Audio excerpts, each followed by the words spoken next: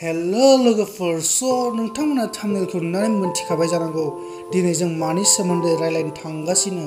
दिनै नोंथांमोना बे भिडिअनि गेजेरजों मोनथिनानै मोनगोन मोजां मोनलायनायनि फेक्ट्स नंगुबै रियेल खोथाफोरनि सायाव। बे एसे दुखुनि जागोन जोंना दिनैनि भिडिअआ आरो एसे रमान्टिकबो जागोन, माने मोजां मोनलायनायाव मानो ब्रेकआप जायो बे गासैबो बुहुमनि रेकर्ड माने नंगुबै खोथाखौ आं नोंथांमोननि सेराव दिनै खोन्थानो थांगासिनो। नोंथांमोना जुदि आंनि चेनेलखौ साबस्क्राइब खालामाखैबा प्लिज अननानै साबस्क्राइब खालामनानै ला। फेक्ट नाम्बार 5 लोगोफोर, जोंना एथ' मोजां मोनलायनाया गिबियाव एथ' मोजाङै मोजां मोनलायो, बेनि उनाव जोंना टाइम थांनाय लोगो लोगो समा बारलांनाय लोगो लोगो बे मानो जोंना चेन्ज जालाङो आरो मानो जोंना ब्रेकआपसिम सहैयो। बुहुमनि मोनसे रेकर्ड माने इनफरमेसन बादिब्ला जोंना मोजां मोनलायनाया मोनसे पिरियडआव बेखौ जोङो रानजायो 6 मान्थनिफ्राय 18 मान्थ्स। रिलेशनशिपआ जुदि जोंना 6 मान्थ्सनिफ्राय 18 मान्थ्स जायोब्ला माने बे पिरियडआव बांसिन ब्रेकआप जायो। मानोना इनफरमेसन बादिब्ला बे समहालागै जोंना गावजों गावनि सायाव इन्ट्रेस्टआ खमायलाङो आरो मोनसे जोंना इनफरमेसन फेक्ट्सआ जाहैबाय जोङो माने मोननै थायोना, हौवा आरो माने सेंग्रा आरो सिख्ला। बेहाय जोंना मोनसे समाव सेंग्रानि एफर्टसा नङाबा सिख्लानि एफर्टसा सासेनिख्रुइ बांसिन आरो सासेनिया खमसिन सासेनिख्रुइ बिदि जायो। बेनि थाखायनो गोरोबलायि जानानै जोंना ब्रेकआप जायो। आरो बुहुमनि नायबिजिरनाय बादिब्ला बे एक्साइटमेन्टआ जोबनायनि थाखायनो माने जोङो गावजों गावखौ सम होलायिनि थाखायनो बांसिन ब्रेकआपआ जायो होननानै बुंनाय जादों। फेक्ट नाम्बार 4 लोगोफोर, जोंना बुहुमाव बेखौबो नायबिजिरनानै दिहुनदों माबे समाव जोंना बांसिन ब्रेकआपआ जायो।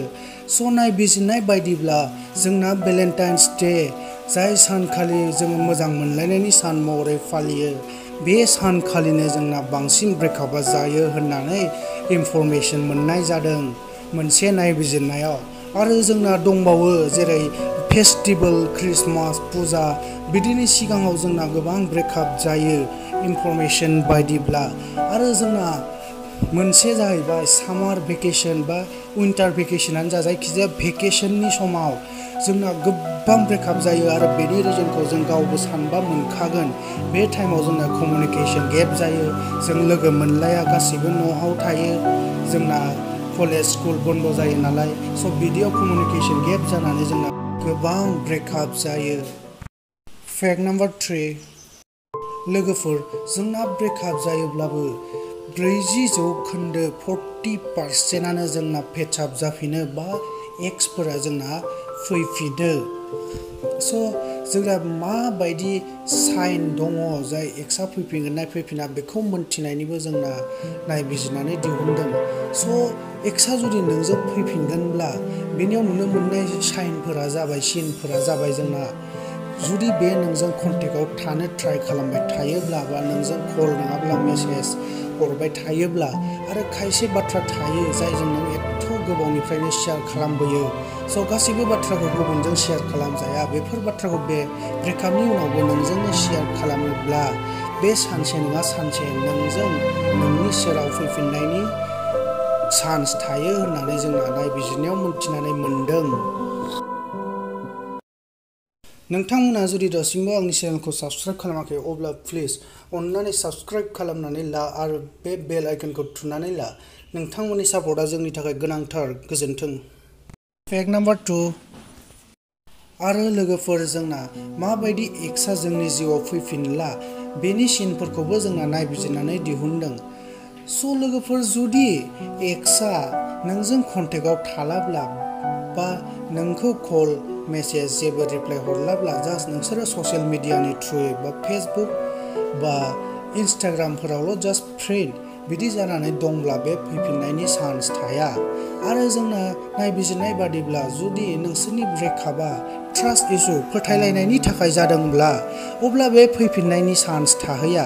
आरो गुबुन मोनसे रिजोना जाहैबाय जुदि बे नोंखौ गारनानै गुबुनजों खुसि दङब्ला गुबुन बयफ्रेन्ड गार्लफ्रेन्डखौ होनालासिनो बे गुबुन लोगोफोरजोंनो खुसियै थानो हादोंब्ला बे नोंजों फैफिननायनि चान्स थाहैया नायबिजिरनाय बादिब्ला। फेक्ट नाम्बार 1 आरो जोंना बुहुमाव बिदिबो रेकर्ड दंबावो 5%निख्रुइबो बांसिन सुबुङा बिदि मोजां मोनलायनायनि फेलें जानायनि दुखुखौ सहायनो हायियाव डिप्रेसनाव थांनानै गावनि जिउखौ गावनो फोजोबनानै लायो। आरो जुदि नोंथांमोनाबो बिदि सिचुएशनाव गोलैयोब्ला गोलैदोंब्ला नोंथांमोनखौ आं मोनसेल' खावलायनो सानो नोंथांमोना बिदि लामाजों आगान दासुर। मानोना नोंथांमोना जुदि बेखौ गावनि जिउनिख्रुइबो बांसिन मोजां मोनदोंब्ला नाथाय बेखौ बुजिनानै मोनाखैब्ला बेनिसो गोरोन्थि बेनिसो खहा जागोन। नाथाय नोंथांमोना इयुनाव बिदि गावनि जिउनिख्रुइ बांसिन नोंखौ मोजां मोनग्रा नोंथांमोना इयुनाव मोनगोन अब्ला नोंथांमोना आलो गोजोनै संसार जालांनो हागोन। नोंथांमोना बिदि लामाखौ मालाबाबो आगान दासुर बेनो आंनिफ्राय नोंथांमोननि सेराव गुरै खावलायनाय। दिनैनि भिडिअखौ बेखिनियावनो दोनथ'नोसै। नोंथांमोना हायोब्ला चेनेलखौ साबस्क्राइब खालामना गालांदो। टिल देन टाटा बाय बाय।